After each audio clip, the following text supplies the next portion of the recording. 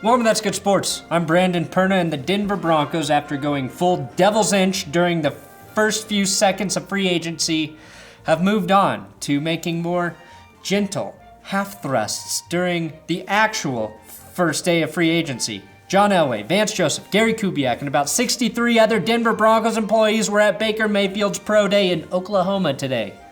They made it down there just in time to see Baker Mayfield seductively watch other teammates perform the bench press.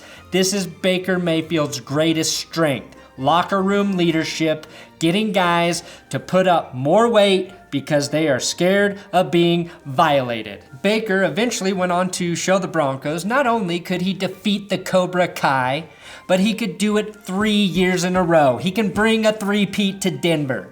The Broncos brass will be heading to UCLA next to attend Josh Rosen's Pro Day, and as Matt Russell put it, to evaluate all of the talent UCLA has to offer. Some are saying these visits by the Broncos are smokescreens.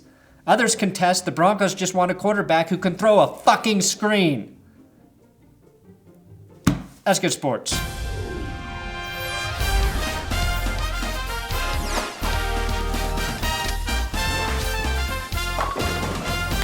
I do want to thank Odell Brewing for sending me this free hat.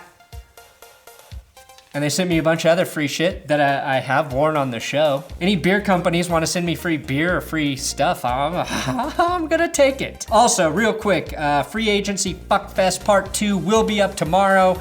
So if you're waiting for that, I apologize I'm late, but there is a lot of shit that happens across the NFL. And as one man, it is hard to keep up with. It's like, do I really work hard to get the video up today? And by doing so, eliminate the hour and a half I need to masturbate? It's not that important. I'll get it up tomorrow. Look, this current Broncos college tour to me indicates that the Broncos are indeed serious about drafting a quarterback at the number 5 spot. Anyone who thinks that's a dumb idea shouldn't be allowed to talk about football for a fucking living. But let's move on to what the Broncos actually did on day one of free agency. They officially signed Case Keenum to a 2-year contract worth $36 million with $25 million guaranteed. That sounds like a lot of money. And that is a lot of fucking money for us normal people who pinch pennies by buying wine by the box. But in QB terms, Denver got a pretty good deal with Keenum. They have also traded Trevor Siemian to the Minnesota Vikings with a 2028 draft pick in exchange for a 2019 draft pick from Minnesota.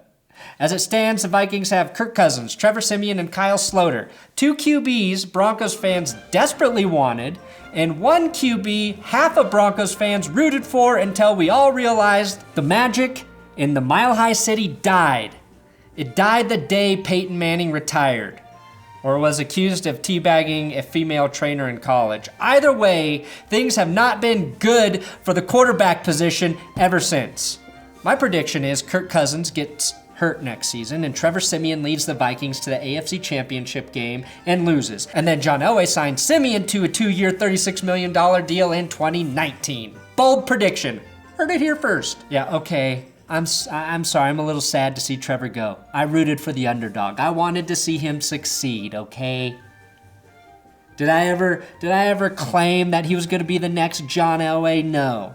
But did a part of me believe he could be the greatest quarterback to ever play in the NFL? You better fucking believe it.